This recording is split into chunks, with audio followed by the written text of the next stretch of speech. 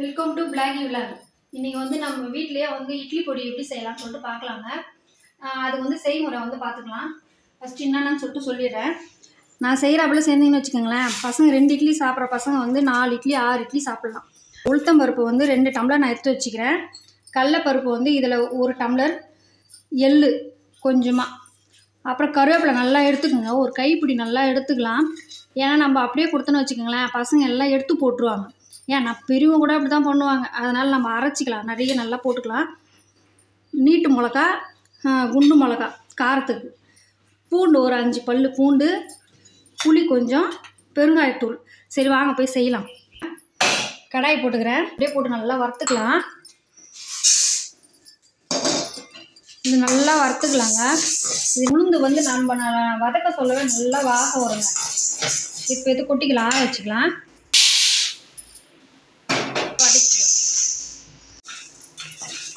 கடலைப்பருப்பு போட்டு நல்லா வதக்கிக்கலாங்க.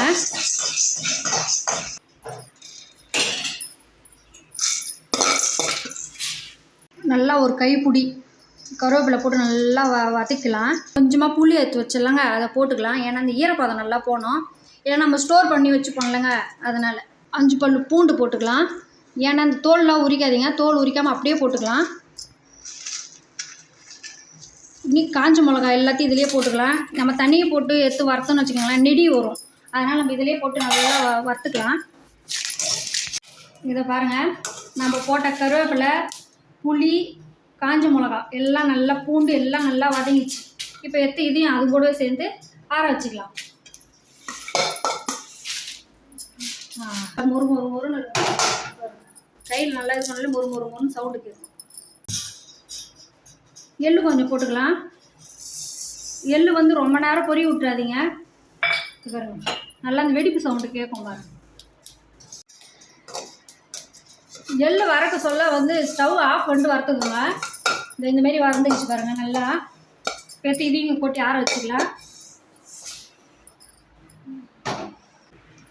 இப்போ இதெல்லாம் வறுத்து வச்சுக்கணும்லங்க, இதில் கொட்டிக்கலாம். கொட்டிக்கின்னு ஸ்டவ் வந்து ஸ்லோவாக வச்சுக்கலாம். ஏன்னா உப்பு போட்டு கொஞ்சம் வதக்கிக்கலாம். அப்போ தான் நம்ம ஸ்டோர் பண்ணால் தண்ணி விடாது. கொஞ்சமாக பெருங்காயத்தூள் போட்டுக்கிறேன். இப்போ சும்மா ஒரு லைட்டாக வதக்கலாம். நம்ம எல்லாத்தையும் கலந்து வதக்கிட்டோன்னு வச்சு ஆற வச்சு அரைச்சிக்கலாம். இந்த மாதிரி நீ சேர்ந்து பாருங்கள். நல்லா இட்லி வந்து ஒரு இட்லி சாப்பிட்ற பசங்க 2 இட்லி 3 இட்லி சாப்பிடுவாங்க. இது நல்லா ஆறட்டங்க. அந்த கேப்பில் நம்ம இட்லி ஊற்றிக்கலாம். இட்லி நல்லா ஊற்றிக்கலாங்க. நல்லா ஆறிட்டுங்க. இப்போ போட்டு மிக்சியில் போட்டு நல்லா அரைச்சின்னு வந்துடலாம். நல்லா மழியாக அரைத்தாவில் நான் அரைச்சி காமிக்கலாம் பாருங்க. இட்லி பொடி அரைச்சின்னு வந்துட்டேங்க. ரொம்ப வாசனைங்க. அந்த உளுத்தம் பருப்பு, கருவேப்பிலை எல்லாம் சேர்ந்து நல்லா வாசமாக இருக்குதுங்க. இட்லி ரெடி ஆகிடுச்சுங்க. இப்போ ஒரு தோசை, மிளகா பொடி தோசை.